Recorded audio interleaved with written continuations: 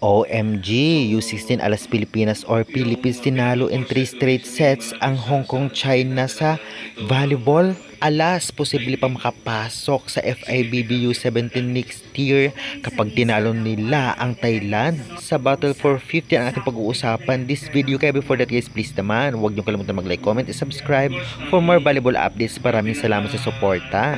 Tinalo nga ng Philippines ang Hong Kong sa loob ng 3 straight sets sa mga scores na 25-20, 25-19 at 25-10. Grabe talagang ginalingan ngayon ng Pilipinas at bumawi talaga dahil alam naman natin nababash sila, especially ang kanilang libero at middle blocker. Kaya naman ngayon ay tinalo nila in 3 straight sets ang Hong Kong China. Kumbaga nakitaan natin na talagang nag-improve, especially sa middle at sa receiving ng libero. Ngunit masasabi nga natin na medyo mahina din talaga kasi ang Hong Kong China team dahil hindi mabibigat ang service at talagang palaging nabablock ang mga wing spikers nito.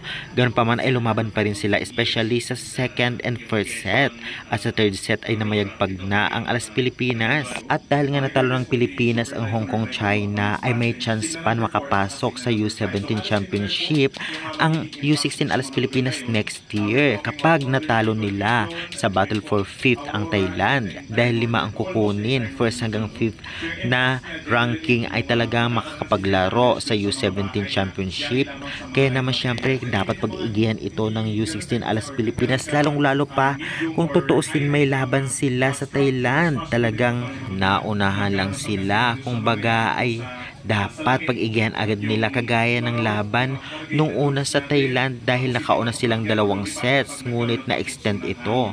Sayang nung third set nila sa Thailand, panalo na sana ngunit talagang natalo pa sila at minalas. Ganun pa man, nakitaan natin ang galing nila ngayon na nagbigay ng confidence sa isa't isa, especially sa libero at middle blocker na medyo kulang at medyo mahina sa Team Alas Pilipinas.